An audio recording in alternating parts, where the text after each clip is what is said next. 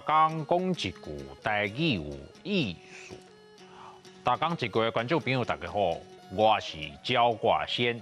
这阵仔的天气吼，早暗已经有较凉冷小可，这气嘛来到寒露啊。今仔日的主题就是寒露。寒露汉字写作寒露，罗马字写作好安寒，罗乌罗。寒第5条，露第7条。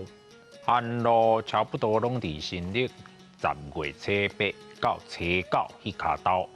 这季来到深秋，这阵仔的雨水豆豆啊少，真适合暗时食饱去公园散步。歹势咱咧录影。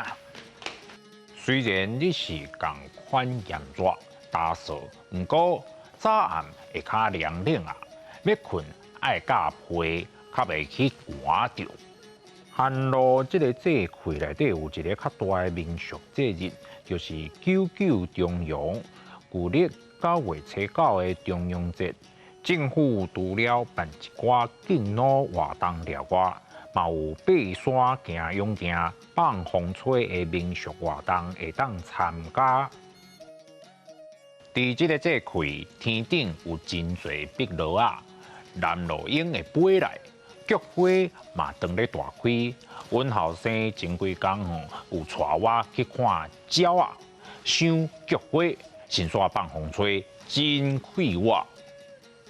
有一句真趣味的俗语讲：9月起9降，臭头啊无地藏，就是咧讲寒露的时，拄好是东北季风当头。臭头的人一般拢会戴帽啊，不过因为9降风足透，戴帽啊会互风吹甲飞去，安尼臭头就互人看现现啊。毋则讲臭头啊无地藏。阁有一句俗语讲：9月9，风吹满天好。意思是咧讲9月风大，是放风吹上好的季节。咧形容规个天顶拢是风吹的情景。六寒露、重阳、行勇行、放风吹。9月起9降，臭头啊无地藏。9月9，风吹满天好。寒露这阵天气袂歹，不过若是会鼻啊过敏的人，爱较细腻保重身体哦。今仔日的大江一句就讲到这，多谢观众朋友收看，咱后摆再会，可以。